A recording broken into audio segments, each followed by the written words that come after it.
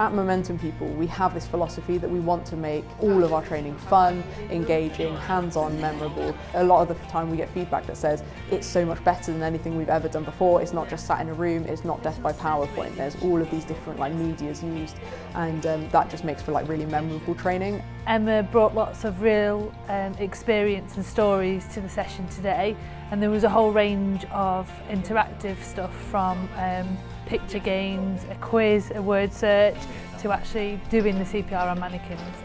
So yeah, really, really fun. Because it's been interactive today, I will definitely remember it more.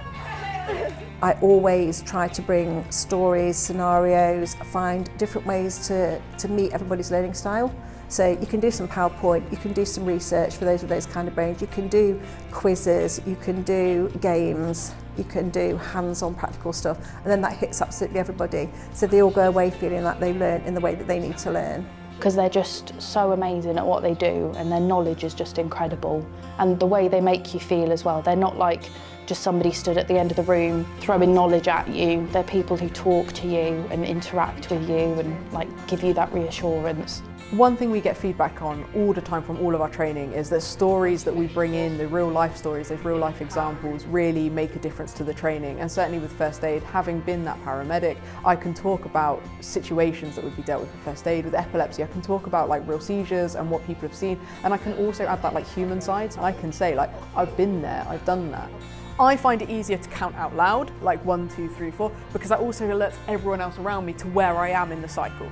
You know, they've got that life experience, they're not just reading off a script or an auto cue, whatever.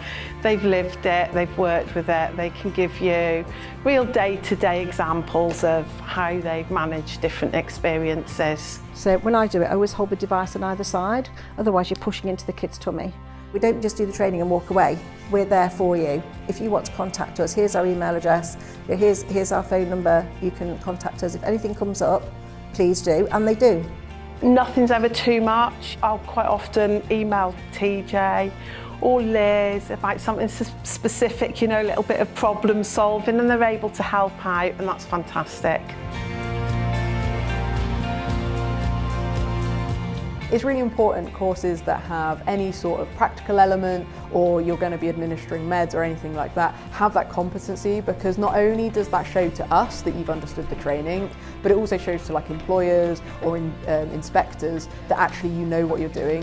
You can often be asked, well, what makes you competent to do something? And then you've got that power when you've been on one of our courses to say, well, I attended this course, I had to do a competency, I had to follow these steps, I had to show my knowledge, and then that was assessed by someone who was competent themselves, and therefore you can go forward knowing that you're skilled to do what you've been tasked to do.